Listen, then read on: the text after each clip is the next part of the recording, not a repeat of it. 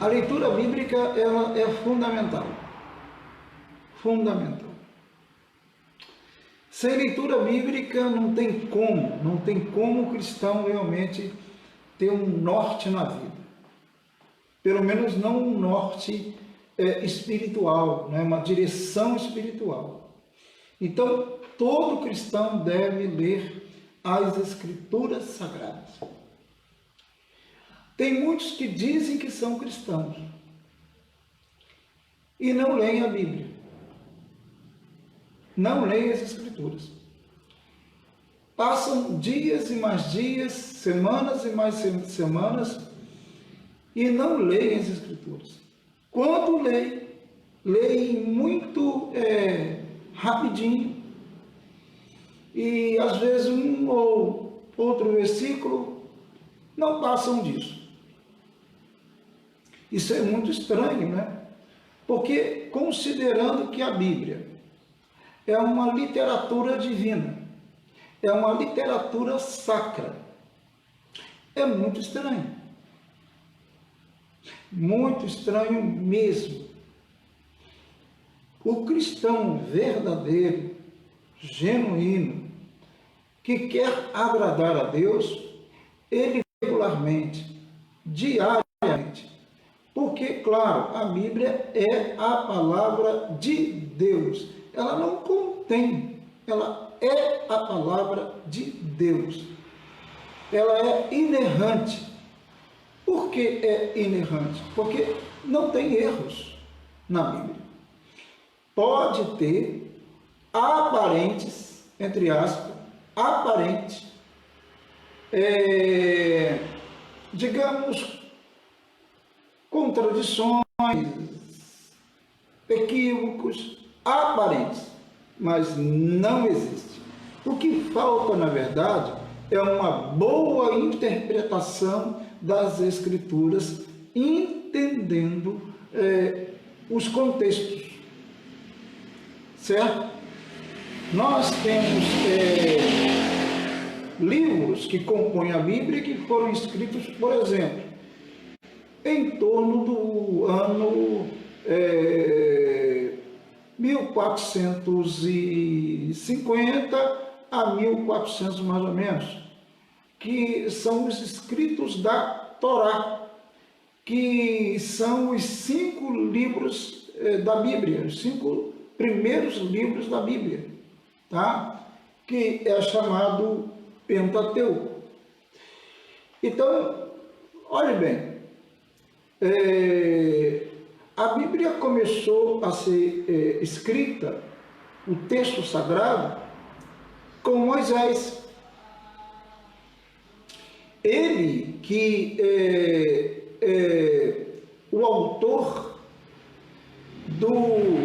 da Torá, do Pentateuco. E isso por volta ali, começando ali, os escritos por volta, como eu disse, de 1450 antes de Cristo.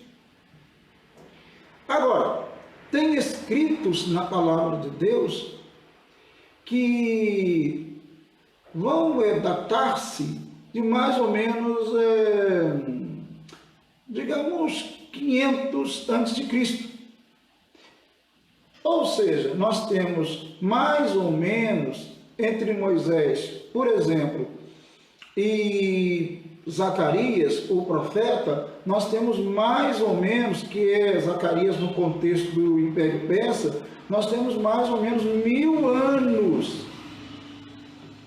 Então, são com autores diferentes, contextos diferentes. Então, o que pode acontecer uma aparente contradição, equívocos, mas não há nenhuma contradição no texto sagrado, tá? Eles se completam. É só entender o texto sagrado coerentemente. Até mesmo os escritos do Novo Testamento, como nós sabemos, né? nós tivemos aí um período de 400 anos de silêncio, que data-se mais ou menos de, aí vamos colocar 1400 mais ou menos até Cristo, né? São 400 anos, chamados 400 anos de silêncio, ou período interbíblico. E aí nós temos o que é chamado, né, o Novo Testamento. E os primeiros livros do Novo Testamento serão escritos por volta do ano 40, alguma coisa, né? E eles vão terminar por volta do final do século com João, né? Com o apóstolo João. Então nós temos aí escritos em contextos bem diferentes, autores também bem diferentes, autores humanos, porque na verdade todos os autores humanos estão submissos ou foram submissos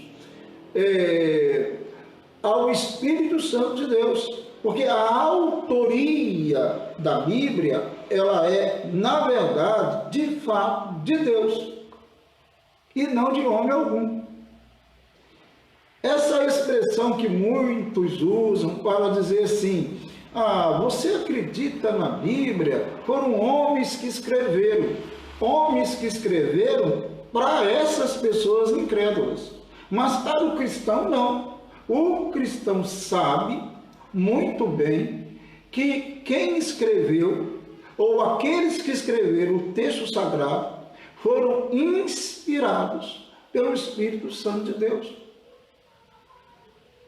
Como a ideia do hebraico, né? Deus soprou, Deus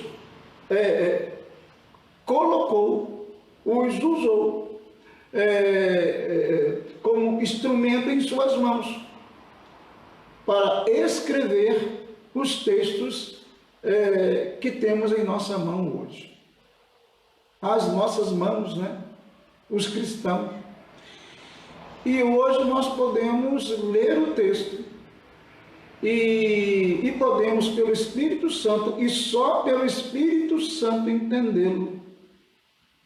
Nenhum ser humano, por mais conhecimento que tenha, por mais capacidade intelectual que tenha, consegue entender o texto sagrado sem o Espírito Santo, porque é a palavra de Deus. Então eu só posso entender o texto pelo autor do texto e nunca fora dele. Pode qualquer ser humano ter doutorado em teologia, ou então pós-doutorado em teologia, ou qualquer tipo de DR na frente, humano, segundo a cultura humana, que ele não entenderá o texto sagrado sem o poder, sem a orientação do Espírito Santo. Nós podemos conhecer os originais, o hebraico e o grego. Podemos conhecer as línguas, né? Idioma aqui original do texto. Podemos conhecer profundamente. Há pouco tempo aí eu concluí o hebraico bíblico. É bom para a pesquisa, é bom para conhecermos, logicamente, a língua original, né? Mas jamais o entendimento virá pelo simples fato de conhecer o texto original. Porque se isso fosse verdade, certamente os fariseus, os saduceus do tempo de Cristo, que eram peritos, especialistas no hebraico, entenderiam, compreenderiam as Sagradas Escrituras. E eles não entenderam nada de Bíblia. Tanto é que Jesus, e eram doutores, e eram mestres, tanto é que Jesus os repreendeu Muitas vezes, porque não conheciam a palavra de Deus, não entendiam Deus.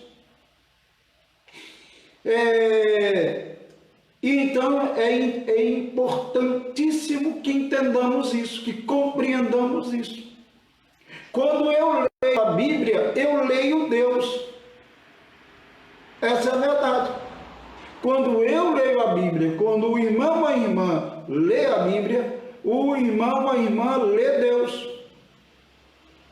Quando alguém lê um determinado autor, a pessoa diz assim: eu estou lendo Machado de Assis, eu estou lendo José de Alencar, eu estou lendo fulano de tal. Quando nós lemos o texto sagrado, nós estamos, na verdade, lendo Deus, porque é o escrito de Deus, é a palavra dele.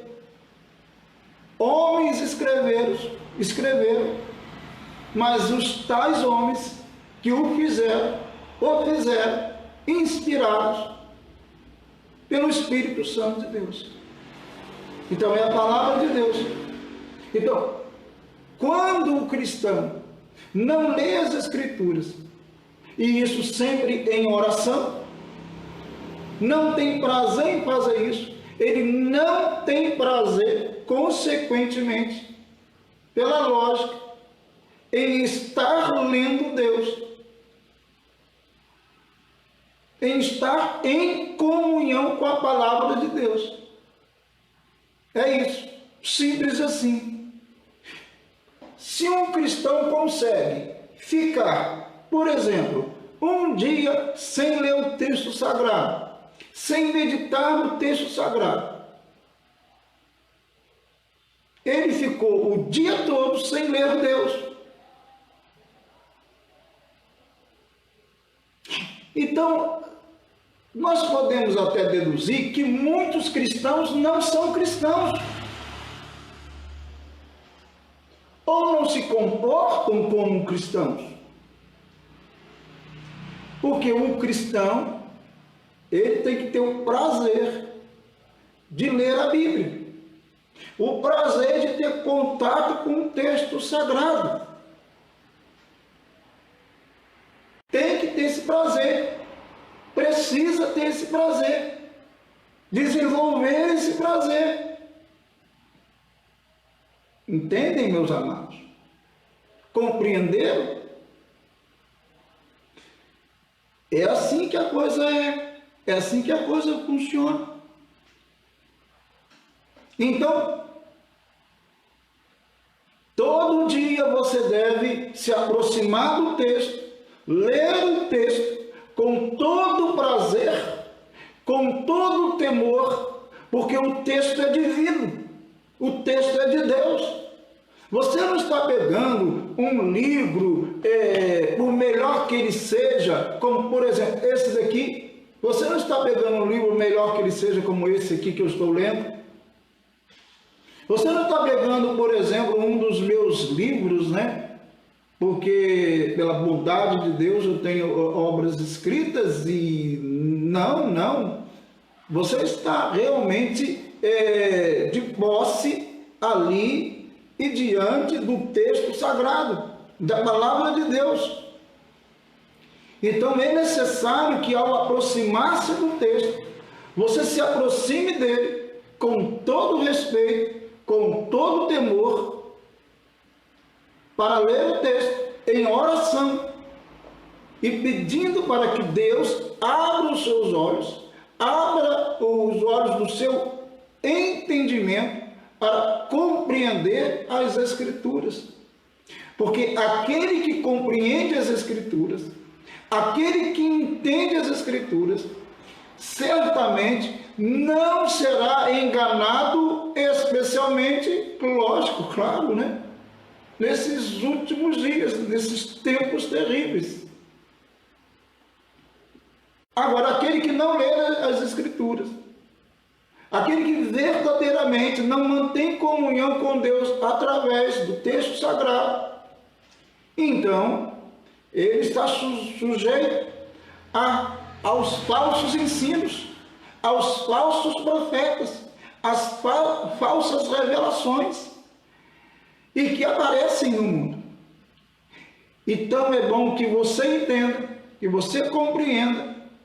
E se você não tem se dedicado, não tem prazer em ler as Escrituras Sagradas, que você desenvolva esse prazer. Vença qualquer coisa, né? Qualquer coisa que o impeça de fazê-lo. Qualquer barreira que o impeça de fazê-lo.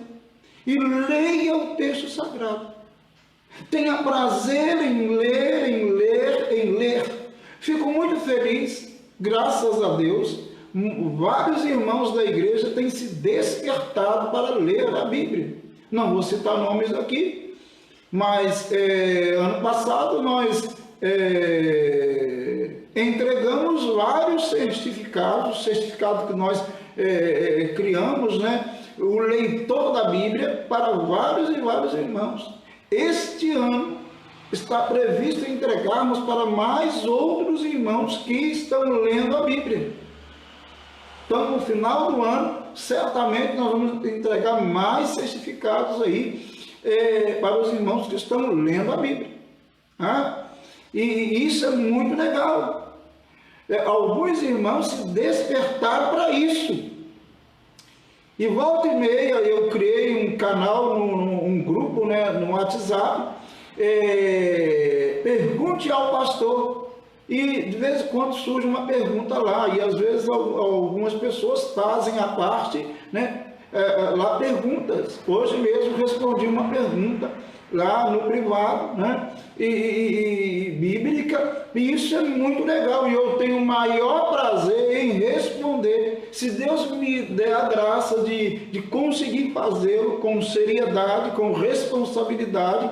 É uma coisa que eu tenho o maior prazer em fazer, ler as Escrituras Sagradas e, lógico, né, responder de acordo com Deus, e eu espero que seja de acordo com Ele, as perguntas que chegam para mim. E é isso daí. Então, meu amado, meu querido, ame. Muitas pessoas, eles têm dificuldade de, por exemplo, acompanhar um estudo, acompanhar uma mensagem, porque ele não lê o texto, ele não acompanha o texto, o desenrolar do texto ali, explicado ali, e não o fazem por preguiça mesmo, por falta de prazer. Então, se isso acontece contigo, é preciso que você, então, se desperte, porque sem Bíblia, sem conhecimento espiritual, sem Bíblia, sem a verdade de Deus, sem Bíblia, você está sujeito às armadilhas teológicas do diabo, sujeito às invenções teológicas, às revelações infundadas antibíblicas, às profecias que não têm fundamento algum nas Escrituras Sagradas, sujeito às interpretações as mais estranhas dos textos sagrados. Você está sujeito ao erro, ao fracasso espiritual, sem Bíblia. Com a Bíblia, você tem, claro, a verdade em suas mãos. Então é isso daí. E falando em Bíblia, vamos ler, né, o texto aqui, certo? Mateus 4, capítulo 1, e vamos lendo. E aqui você vai perceber uma coisa muito interessante em Mateus 4. Nós temos um verdadeiro debate aqui entre Jesus e o diabo. Um debate que a gente já sabe quem vai vencer, lógico, claro, né? Jesus é a própria palavra, né? Encarnada, é o Logos, né? Mas é um debate.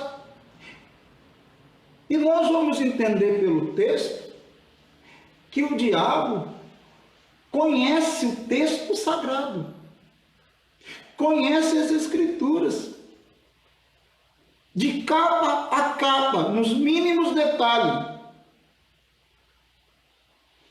Nos mínimos detalhes. Então você não vai passar a perna no inimigo com conversinha, com blá blá blá, porque você não conhece mais de Bíblia do que ele. Você não conhece mais o texto sagrado do que ele. Mas ele nunca vai viver na verdade. Ele nunca vai viver a verdade. E se na mentira. Então, todas as vezes que o inimigo usar o texto sagrado aqui, todas as vezes que os mensageiros dele usarem o texto sagrado neste mundo, será para iludir, será para seduzir as pessoas, levar as pessoas ao erro, às falsas doutrinas, aos falsos ensinos. Todas as vezes. Mas, inegavelmente, ele conhece o texto. Quantas religiões que surgem aí, a partir de textos isolados, de análise de textos isolados das Escrituras Sagradas. Quantas religiões existem? Quantas falsas religiões existem? Que dizem que na Bíblia está escrito isso e tal, tal, e não tem nada daquilo na Bíblia. Na verdade tem, mas não tem do jeito que eles estão colocando. Eles sempre acrescentam alguma coisa, ou tiram alguma coisa, ou tiram alguma ideia fora totalmente do contexto. E muitas pessoas seguem esses líderes religiosos de determinadas religiões. Por quê? Porque não leem as Escrituras Sagradas. Orando com temor de Deus. Então, percebam no texto esse debate aqui, esse debate bíblico, porque esse capítulo 4 aqui nada mais é claro, tem a tentação de Jesus, tem todo aquele processo, mas aqui é usada a Bíblia, né? Os textos. E vamos lá então, Mateus 4. A seguir foi Jesus levado pelo Espírito ao deserto para ser tentado pelo diabo. Ou seja, está muito claro aqui o que Jesus foi fazer no deserto. E depois de jejuar 40 dias e 40 noites, teve fome, porque Jesus era o quê? Jesus era plenamente humano, né? Tem religiões que querem negar a humanidade de Jesus, mas os textos bíblicos vão mostrar que ele era plenamente humano, humanidade plena de Cristo, assim como divindade plena dele. Bom, e diz aqui então, né, que ele jejuou 40 dias, né, e 40 noites, e é claro, lógico, né, ele teve fome. E o verso 3 diz: então o tentador, aproximando-se, lhe disse: se és o Filho de Deus, manda que estas pedras se transformem em pães. É inegável que o diabo não está aqui duvidando da divindade de Cristo, nem muito menos de que ele era o Filho de Deus, de que Cristo era o Filho de Deus. Lógico que não. Uma jogada de palavras aqui colocadas, né, para introduzir essa tentação aqui, argumentando um fato que era possível. Lógico, claro, Porque se tu és o Filho de Deus, né, você faz aquilo que vai atender aí a sua carne, né? E consequentemente fazendo aquilo que eu estou, né, mandando, né? O inimigo ousado, né? Então o tentador, aproximando-se, lhe disse: se és o Filho de Deus, manda que estas pedras se transformem em pães. Ele sabia que Cristo tinha um poder para transformar as pedras em pães. Claro, lógico, né? Ele conhecia muito bem o Filho de Deus. A intenção é que Jesus fizesse aquilo que ele, né, estava colocando, né? Jesus, sabendo disso, conhecendo isso, usa o texto sagrado, e ele vai usar Deuteronômio, capítulo 8, verso 3, quando ele diz assim: Jesus, porém, respondeu: está escrito, não só de pão viverá o homem, mas de toda palavra que procede da boca de Deus. Entende? Nem só de pão viverá o homem. Ele não diz que o homem não precisa de pão, não é isso que ele diz.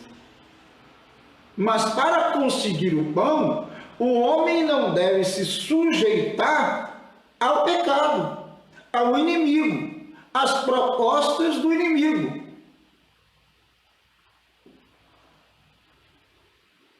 O homem não deve criar atalhos para ter o pão à mesa. Não deve usar meios errados para consegui-lo. Então é isso daí. Então observem bem o texto, né? Está escrito, disse Jesus ao diabo, né? Que fez a tal, né, ideia, né? Que deu a tal ideia, né? Não só de pão viverá o homem, mas o quê? De toda a palavra que procede da boca de Deus.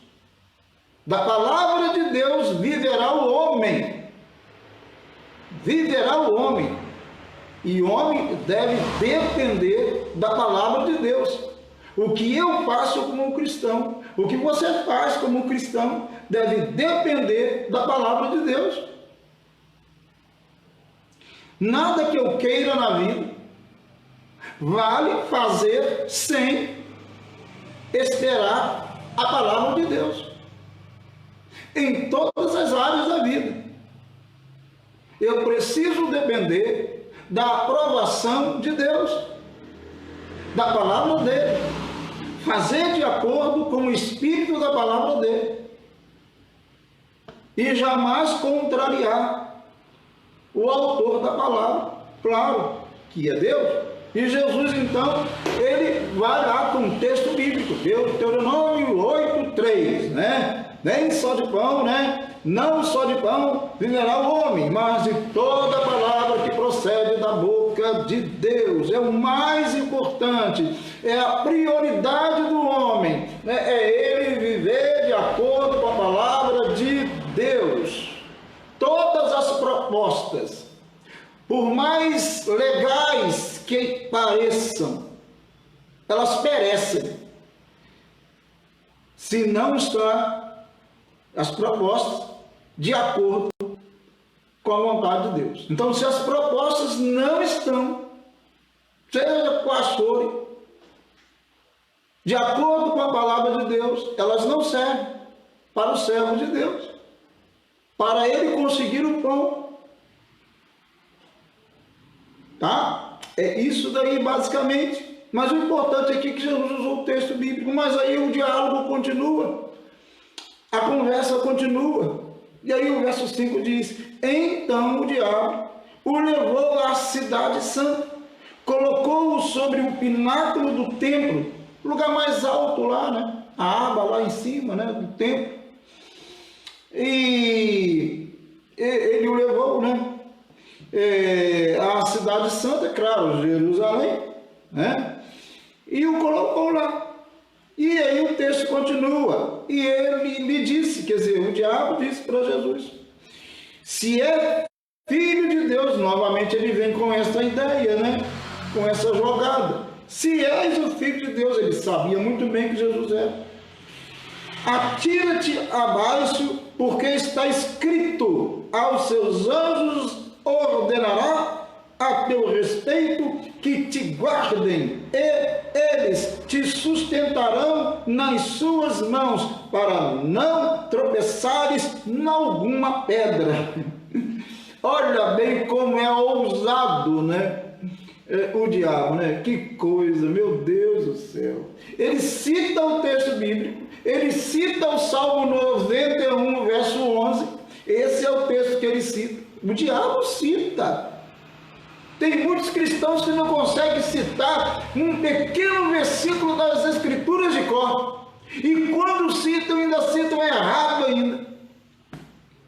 Então aqui, o inimigo cita o Salmo 91, verso 11, né?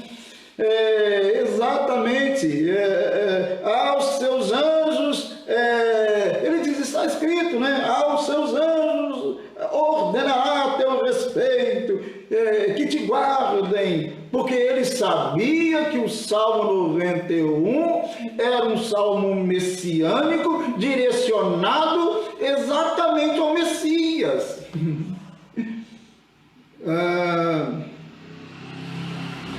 É isso daí. Então ele diz, né, atira lá embaixo, que está escrito isso, está escrito que os anjos vão te proteger e tal, aquela coisa toda, né? Não vai deixar você tropeçar e tal. Mas aí Jesus também vai responder com as Escrituras Sagradas. Jesus vai usar o texto, né? Aliás, ele é o autor do texto, né?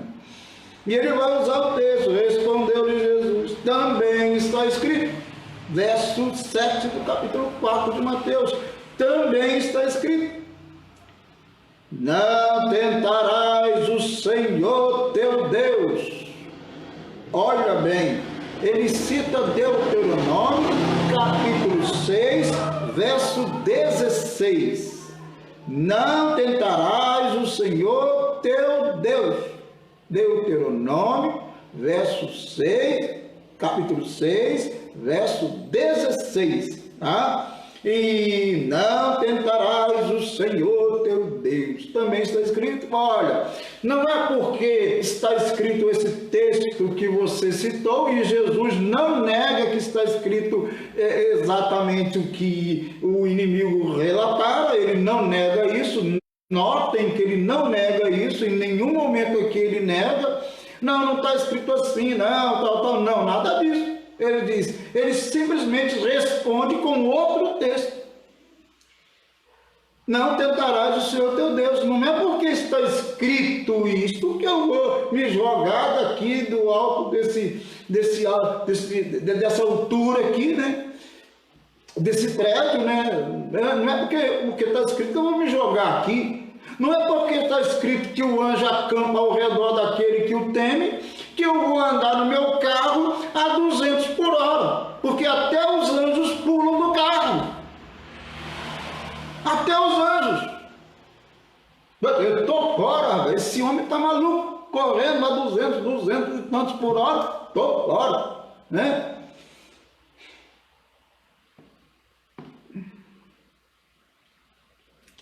Tem muita gente tentando a Deus. Não, Deus está comigo, eu vou usar o cartão à vontade, que Deus está comigo, Deus vai prosperar a minha vida, eu vou chegar na loja e vou mandar ver, vou comprar. Deus está comigo. Está tentando a Deus, não tem condições para comprar e compra aquilo que não pode pagar. Está tentando a Deus. Em quantas situações nós tentamos a Deus? Não, Deus está comigo, pode ficar tranquilo. Deus está no controle. Eu estou fazendo a coisa errada, estou exagerando em muitas coisas na minha vida. E aí Deus está comigo, está tentando a Deus. Jesus respondeu para o diabo: não é pelo fato de eu ser o filho de Deus que eu vou pular daqui. Não tem sentido. Para que eu vou tentar a Deus? Então ele responde: não tentarás o Senhor teu Deus. Jesus responde. E ele está falando para o inimigo, mas está falando para nós também. Será que não estamos tentando a Deus em alguma coisa e deixando de usar o texto bíblico e muitas vezes usando certos textos bíblicos a bel prazer, segundo a nossa vontade, para o bem do nosso reino? Será que não? São coisas que devemos responder a nós mesmos. Bom, meus amados, o verso 8 diz, eu termino aqui no verso 11, estamos chegando já aí, estamos chegando. O prazer de ler a Bíblia.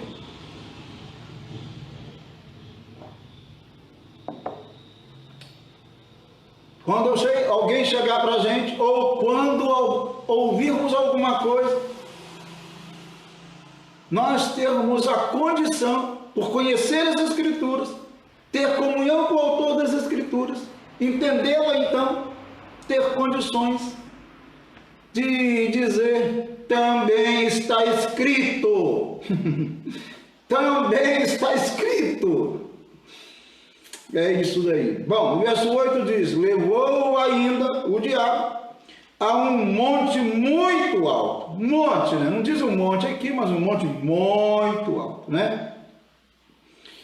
Mostrou-lhe todos os reinos do mundo e a glória deles, né? Mostrou todos os reinos do mundo. O diabo é um usurpador, né? Ele ocupou uma posição que não é dele. Ele é um Deus com letra minúscula. Ele ocupou uma posição que não é dele, porque ele não é Deus, ele é uma criatura. Portanto, tem poderes limitados. Só Deus é infinito em seu poder, em sua glória. Mas, inquestionavelmente, foi dado a ele, né? Ele forçou a barra para isso, lógico, claro. É um usurpador, como eu disse, está no lugar que não é dele, quer assumir uma posição que não é dele, a posição de Deus. Então ele é um deusinho, né? Com letra minúscula, um príncipe deste mundo, certo? Mas aqui nós vamos notar que Jesus não contraria o que ele diz. Quando ele diz aqui no verso 9, ele disse: tudo isto te darei se prostrado me adorares. Olha bem, o inimigo, vários textos vão dizer que o inimigo é um Deus com letra minúscula, que ele é um príncipe das trevas. A Bíblia vai falar isso. Então ele tem a sua autoridade infernal, né? A autoridade das trevas. E ele está aqui nesse mundo, porque foi dado a ele pelo próprio homem na queda. Então ele recebeu do homem essa autoridade. Deus recebeu no sentido de que pela queda, né, ele fez com que o homem, fez com que o pecado entrasse no mundo e consequentemente, né, a ação do inimigo. Senão o inimigo não teria autoridade alguma, não tinha poder algum, simplesmente porque ele não teria ação. Mas a partir da queda não, a partir da queda sabemos que o homem é inclinado ao pecado, como os textos bíblicos dizem. Então aqui Jesus não vai questionar o poder dele ou não, o poder do inimigo ou não, ele simplesmente vai responder como tem que responder, né? Ele estava sendo ousado demais. E quando ele diz: tudo isso te darei se prostrado me adorares, brincadeira, né? E se o inimigo faz isso com Jesus Cristo, fez isso com Jesus Cristo, imagina comigo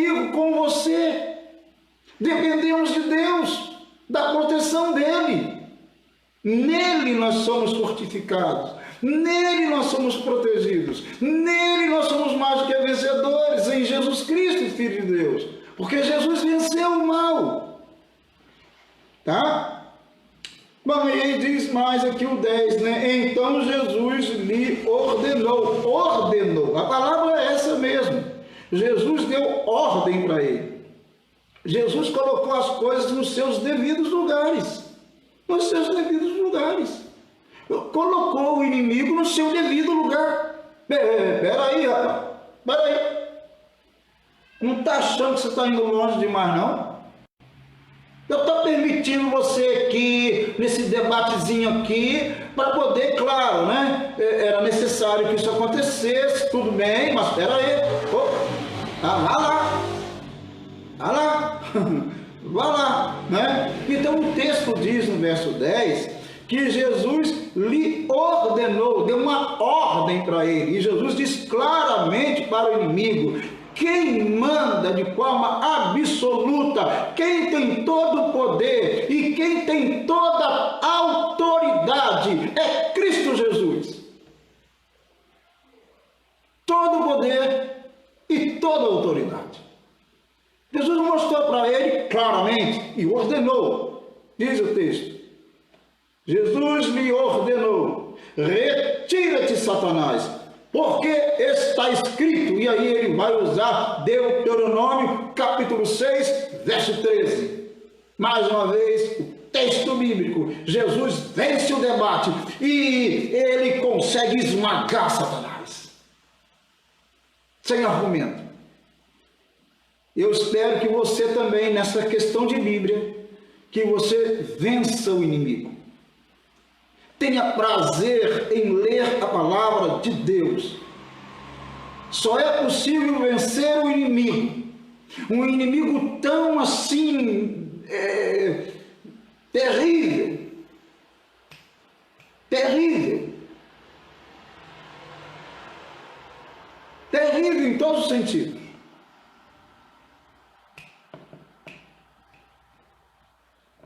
Com a palavra de Deus. Não é com blá blá blá, não. Com a palavra de Deus. Tendo prazer em ler a palavra de Deus e viver a palavra de Deus. Só assim o inimigo pode ser derrotado. Não é com blá blá blá, não. Pode falar o dia todo. Pode cantar hinos o dia todo. Se não ler a palavra de Deus com sinceridade, com temor, disposto a aprender e a viver o texto sagrado, então você já perdeu para o inimigo. Agora, se você ler o texto sagrado, orando a Deus com temor, viver na presença de Deus, o inimigo já está derrotado. Ele não pode com o poder da palavra de Deus. Você vê que aqui Jesus foi com o poder da palavra. Tá? Não é a sua palavra, nem a minha palavra. É a palavra de Deus. É o poder dela. Porque é a palavra de Deus. Lhe ordenou: retira-te, Satanás, porque está escrito: ao Senhor teu Deus adorarás, e só a Ele darás culto. Onde? Acabou o debate. Acabou o debate. Deuteronômio 6,13 que ele cita, né? Ao Senhor teu Deus adorarás. Adorar só a Deus, só o Criador. Nenhuma criatura pode ser adorada. Logo, Satanás, o diabo, não pode ser adorado. Nenhum anjo pode ser adorado. Nenhuma pessoa pode ser adorada. Nenhum ser humano pode ser adorado. Só o Criador, Deus, pode ser adorado. Jesus deixa isso bem claro. Tá? Bem claro. Tá? Quando ele diz, né? ao Senhor teu Deus adorarás, e só a Ele, só a Ele, só a Ele, só a Ele darás culto. Ponto. E aí, claro, né? Por isso que ele diz: retira-te. Retira-te, é a expressão que ele usa, né?